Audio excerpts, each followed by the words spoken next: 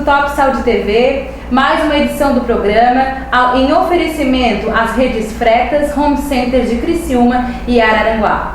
No programa de hoje eu tenho a presença da doutora e pediatra Magda Aliano. Tudo bom, doutora Magda?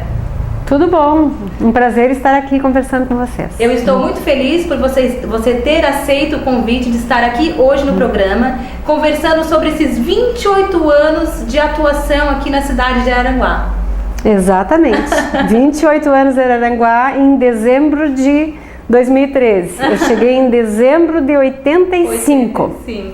E de lá para cá, doutora, mudaram muitas coisas em relação à pediatria?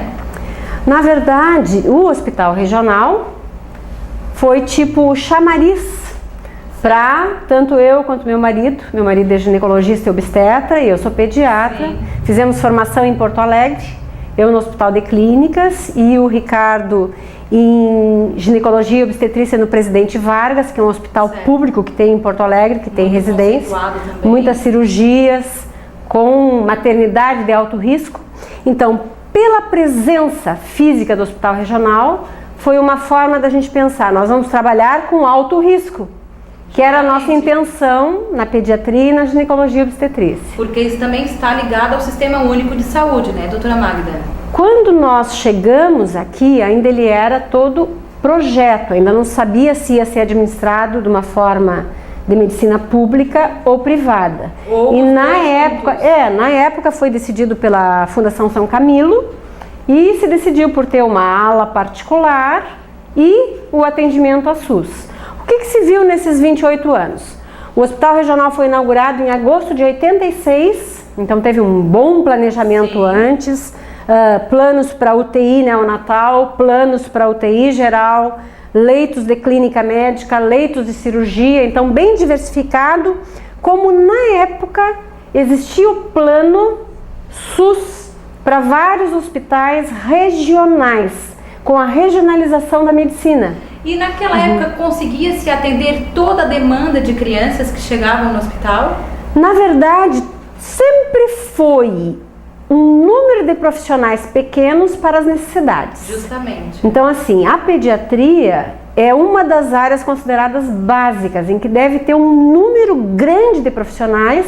Justamente. Pela necessidade grande. Então, como é que trabalha um pediatra? Como é que trabalha um pediatra? Ele tem que trabalhar no seu consultório, onde ele é reconhecido como um membro daquela cidade. Com certeza. Na medicina pública, que pode ser através do posto de saúde e das unidades de pronto atendimento. Então, o que a gente vai ver aqui em Araranguá? Em torno de 8 pediatras que trabalham na cidade, só que desses 8 pediatras que trabalham na cidade, somente 3 fazem plantões em sala de parto para os nenês que nascem no hospital regional. Esse número ele é considerado pequeno, né, doutora Magda? Pequeno, e quando se pensa numa UTI neonatal para atendimento de risco, então quando eu cheguei na cidade eu tinha intenção em trabalhar na UTI neonatal. Tinha um sonho e se precisava de escalas de plantão, então isso nunca aconteceu em 28 anos pelo número de profissionais. Então esses 3 pediatras que trabalham no sobreaviso da sala de parto dividem uma escala contínua. Nosso hospital, em 2003, se transformou em Hospital Amigo da Criança. O que é esse título? É um título que o Ministério dá para que tenha estrutura de SUS, independente de ser público ou privado, para que o pediatra esteja na sala de parto. Então, se acontecer, por exemplo, uma gestante de fora que esteja a trabalho de parto, ela pode chegar ali e ganhar seu bebê pelo Sistema Único de Saúde. Seria isso? Na verdade, sempre foi assim, porque o hospital sempre foi credenciado pelo SUS. Só que o que aconteceu de maio de 2012 para cá? É o que as pessoas não entendem e que eu gostaria muito que tu explicasse isso para o pessoal de casa, porque muitas pessoas têm dúvidas em relação a essa situação, né, doutora Magda? E os pediatras podem trabalhar assim, dizer que sempre foi feito assim. Nosso hospital era 95% público. Sim. E 5% particular. Então, um número muito pequeno para dizer que isso interferia ou que o médico só dava atenção para os seus pacientes particulares. E o pediatra, desde 2003, é aquele profissional que em todas as salas de parto fica responsabilizado por aquele bebê que nasce. Quando acontece algum problema, é ele que acompanha todos os dias. Quando a criança precisa internar, tem uma escala para ter um pediatra que passa e é responsável. E aquele pediatra é o que vai acompanhar nos 5 dias, 7 dias de internação. É um grande trabalho e uma grande responsabilidade, né, doutora Magda? Sem dúvida. E o principal é o vínculo que tu faz com esse paciente, independente de ser SUS ou particular. O que se vê? Se a estrutura é muito grande, se tem um número pequeno de profissionais, às vezes tu tem que dividir o trabalho porque tu está em vários locais ao mesmo tempo. Correto. Tu trabalha no posto de saúde de uma cidade, tu trabalha no posto de saúde da outra cidade, tu dá aula na outra cidade, tu trabalha no UPA na outra cidade. Então, o que está acontecendo com os pediatras? Da sua casa, né? São as tarefas também dos filhos, da família.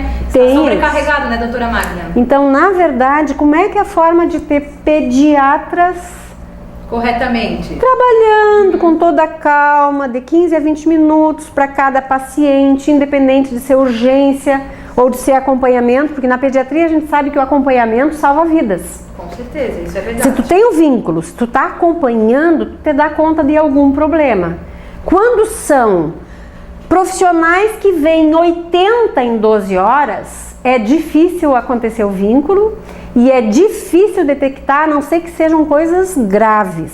Então, um pronto-socorro, uma emergência, uma unidade de pronto atendimento é o local onde a pessoa tem que se dirigir com problemas sérios. Febre alta, convulsões, ficar roxinho, vômitos que não cessam. Então tem que ter uma razão para ser atendido, independente de ser conhecido do pediatra ou não. E antes disso, então, por exemplo, para você fazer um acompanhamento na questão da vacinação, você recomenda então para as mães, as gestantes, procurarem então os postinhos de saúde, seria isso? Sem dúvida nenhuma. Eu trabalhei na prefeitura de Araranguá de 1987 até 2003. Concursada da prefeitura e 20 horas semanais que se dividiam em 16 fichas por dia e alguns dias eu dava palestras nas comunidades. Então, o que se sabe? Quando o posto de saúde tem um profissional que trabalha regularmente lá, então eu fazia um grupo de baixo peso, certo, um grupo de acompanhamento de crianças que não estavam crescendo adequadamente, que voltavam sempre para o acompanhamento. Agora, se o posto de saúde fica cobrindo só consulta quando está com febre, só consulta quando está com tosse, só consulta quando teve uma reação do antibiótico, não é uma coisa de continuidade do atendimento. E não vai suprir, tá certo. Por isso que tudo deve ser integrado. O pronto atendimento, o UPA, os postos de saúde, os pediatras de referência. Tá certo, para que não haja um congestionamento dentro dos prontos-socorros, né, doutor? E mais uma coisa, para que não aconteça de ir no UPA, no pronto-socorro, no posto e ser atendido exatamente igual e o médico que atende num lugar não tem nem ideia e nem tempo de perguntar o que foi feito nos outros 2 lugares. Porque o que se vê é isso, se a gente tem a oportunidade de avaliar, como é que essa criança está sendo acompanhada nesses últimos 2 meses? No consultório, quando a gente tem tempo para isso, a gente vê, tá, vamos ver, como é que foram essas 4 semanas? O que tu fizeste pro teu filho que está com tosse, que não está melhorando? Alimentação, medicação, comportamento, entra várias questões, né? Vacina, se não estão atrasadas, se tomou a vacina adequada, se foi no UPA, se foi no pronto-socorro e realmente tomou aquela medicação ou foi trocada porque aquela era cara e aí trocaram por uma outra. Talvez por uma genérica. Na verdade, assim, o genérico é uma obrigação de quem trabalha com o sistema público de colocar o nome comercial que tu confia ou colocar o nome genérico. Quando tu trabalha no posto, tu tem que botar só o nome genérico. É uma obrigação legal. Conversei entendeu? isso na semana passada, na semana retrasada, perdão, com um farmacêutico que esteve aqui também para esclarecer as dúvidas perante essas questões entre o antibiótico de uma marca, de um laboratório e um que foi quebrada a patente, e falou também sobre as questões todas dos sintomas do genérico, porque alguns deles de repente também não fazem o mesmo efeito do que o antibiótico normal. A preocupação que a gente tem é com a pesquisa. Então, assim, ó, em relação ao genérico, para ser chamado de genérico, tem toda uma lei, tem todo um sistema que daria um processo muito grande pela troca. A preocupação são os similares, são aqueles que tu perde o controle. Eu chego a pedir no consultório para a mãe trazer a sacolinha dos remédios que tem em casa e chega a mãe lá com a sacolinha para me mostrar, porque às vezes chegam a ter 4 medicamentos com a mesma substância guardados em casa. Entendo. Então, isso é educação em saúde. É o pediatra ter tempo para poder fazer essa parte de orientação da mãe, para que ela não fique só apavorada e pensando que tem que ter a obrigação de levar o seu filho porque está com febre há 3 horas. Sim. Ela tem que ter uma segurança do acompanhamento, porque às vezes ela não vai conseguir o pediatra em 3 horas. Claro, com certeza. Mesmo porque o pediatra talvez nesse momento esteja se dedicando a um caso mais grave, né, doutora? Isso mesmo. Ou num outro trabalho. Ou num outro trabalho, é verdade. Então, para nós finalizarmos este primeiro bloco, eu gostaria de te perguntar, neste tempo todo, quantas crianças você acha que você já atendeu? Você tem uma estimativa? É muito bonitinho, porque assim, quem me conhece de muito tempo sabe que é o prazer. Tem gente que coleciona várias coisas, carrinhos. Eu coleciono nomes de mães com a data, a hora, o peso, a altura, o apigar de cada bebê que eu atendo no hospital desde 1986. Que legal! Então eu já tenho 18 cadernetinhas, não é uma só, com mais de 7.500 crianças. Tá então certo. É muita gente, né? É muito amor à profissão, né, doutora? Sem dúvida. Tá certo, então, pessoal, nós vamos para os comerciais e já voltamos com a doutora Magda Liano falando sobre a pediatria aqui em Araranguá.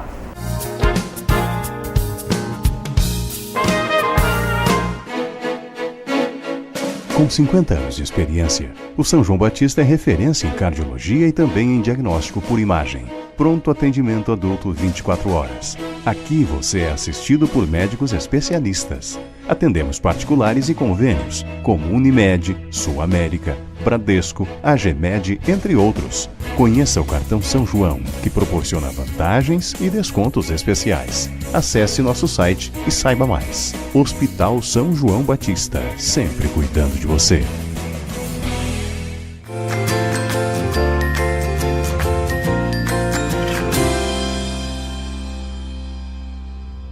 Você já sonhou com o sucesso? O sucesso ele é diferente da fama, do que estamos vendo todos os dias. Sucesso é quando você sonha com algo e consegue conquistar, quando você almeja algo e você chega ao objetivo final.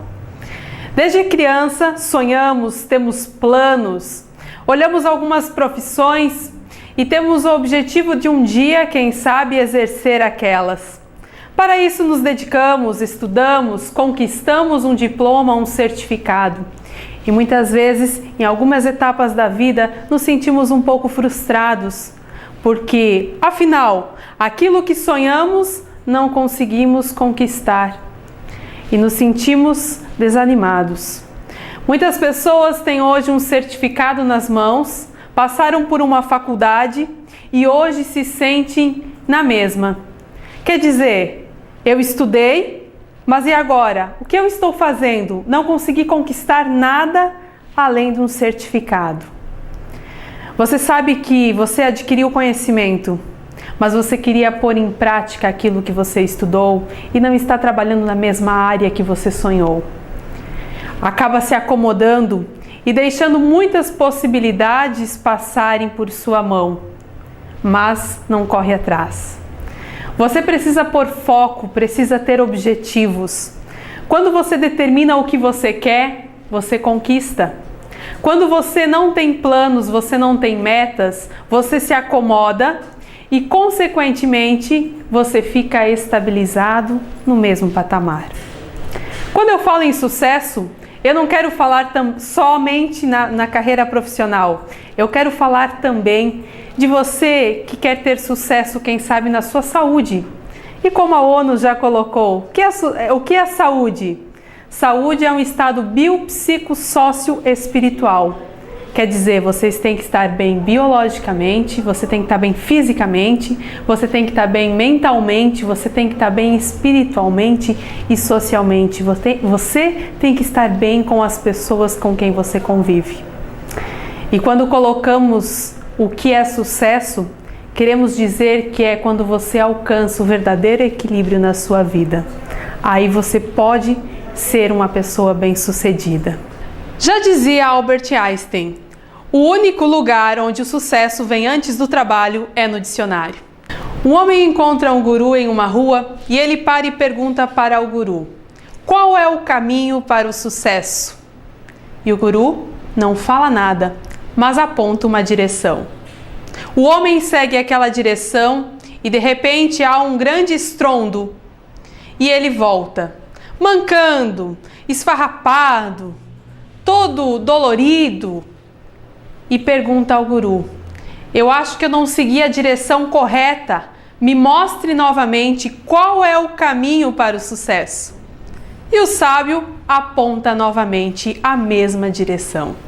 Novamente, o homem vai em busca do sucesso. Novamente, agora há um estrondo muito mais forte e ele volta mais arrebentado.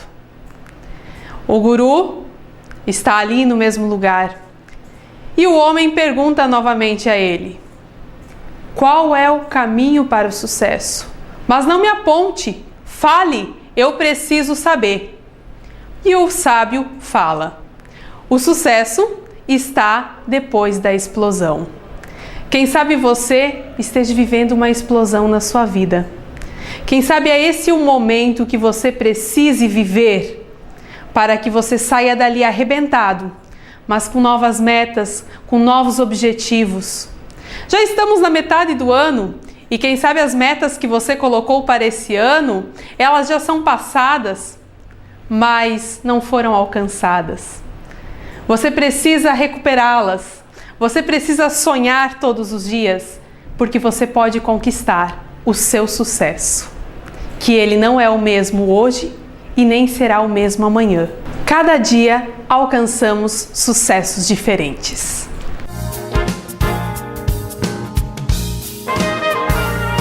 De volta ao Top Saúde TV, hoje com a presença da pediatra doutora Magda Aliano, falando sobre as questões da pediatria que envolvem aqui em Araranguá. Doutora Magda, há cerca de 2 semanas houve uma audiência pública em relação à implementação da UTI neonatal, né? Então, a senhora conversou também com o pessoal, eu vi muito como você se posicionou, até gostaria de te parabenizar, tá? Por estar na causa, porque é muito importante. Eu sei que não é também só amor à profissão, é a necessidade também de suprir toda essa demanda. E você citou também sobre a mortalidade infantil. O que você tem para falar então para as pessoas de casa sobre este assunto? Na verdade, assim, quando a gente fala em mortalidade infantil, uma morte para os seus pais, para a sua família, é muita tristeza. Mas, na verdade, toda a medicina é baseada em como eu faço para diminuir a mortalidade. Justo. Eu não vou acabar com todas as mortes, mas eu tenho que dar qualidade de vida para as pessoas, para que os índices de mortalidade sejam reduzidos. Certo. Então, 91 mortalidade infantil brasileira era mais de 30 crianças para cada 1000 nascimentos. Em 1991. Há 21 anos. Certo. A minha filha menor nasceu em 1991. Então, o que se sabe? Comparando-se os índices, sim, de 10 em 10 anos, sem dúvida nenhuma que muita coisa melhorou no sul do país. Considerando a mortalidade de todo o país, que aí entram os bolsões de pobreza, mas ainda o sul está com um índice de mortalidade de 10 crianças para cada 1000 nascidos. É muito, quando a gente pensar em 12 para 1.000 nascidos, só que se vê assim, o que faz isso aí diminuir? É educação para a mãe, Sim. melhores condições de vida, salários melhor adequados, Certo. porque não é só dar saúde. A saúde é uma consequência daquela mãe que sabe que ter filhos planejados, adolescentes que não têm gravidez indesejadas, quando engravida, com alimentação adequada para ter uma gravidez sem ser de risco. Usuários de drogas também. Evitar o uso de drogas, álcool e cigarro, saber que isso aí é droga e que pode interferir numa gravidez. Sim. Então, quando tu tá pensando que mortalidade infantil não é só um númerozinho num papel, é todo um sistema que tem que melhorar para, em consequência disso, ter menos mortes de crianças. A gente conseguiu reduzir muito a mortalidade acima de 1 ano. Morriam por diarreia, morriam por pneumonia, então está diminuindo muito mais. Só que a mortalidade que ainda está alta é a neonatal. Neonatal é aquela que é de 0 a 7 dias. Certo. Por que acontece a morte de 0 a 7 dias? Porque a gravidez da mãe foi de risco. Sim. E aí, por problemas da mãe, pressão alta, diabetes, prematuridade, trabalho de parto antes do tempo, nascem nenês com problema, não tem vagas de UTI e esses nenês morrem até 7 dias. E se faz necessário uma infraestrutura dentro da saúde para que possa atendê-las, né, doutora Magda? Só teremos uma UTI neonatal, vai até aumentar um pouco o índice de mortalidade, porque aí vai aumentar o risco das gestantes que vão nos procurar. E vagas, tu pode ter 4 leitos vão estar ocupados, 8 leitos vão estar ocupados. Então, quando se abre uma UTI neonatal, é um custo muito alto, quando a gente sabe que tem outras UTIs que já estão precisando de mais investimento para aumentar os leitos. Certo. Então, por isso que é uma coisa que tem que ser integrada, não é Araranguá isolado, é uma coisa que depende de um trabalho de todo o estado. Um ciclo dependente. Sem dúvida. Então, quando a gente diz assim, ó, hoje em dia, para te conseguir vaga para um bebê depois que ele nasce prematuro, nasceu com 1,4 kg no hospital regional, A maior dificuldade, né? não existe vaga. Então, o que a gente sabe? Que tem que organizar tudo. Então, estão falando em rede cegonha, estão organizando coisas melhores no país. E como a gente diz, nunca antes nesse país. Claro que as coisas estão melhorando, mas tem muita coisa a ser feita ainda e cuidada. E depois de aberto, tem que ser mantido. E o profissional de saúde, aquele que trabalha em UTI, tanto médico, enfermeiras, auxiliares, fonoaudióloga, neuropediatra, otorrino, o radiologista, o laboratório, todos têm que ter um sistema de qualidade muito maior quando lidam com prematuros.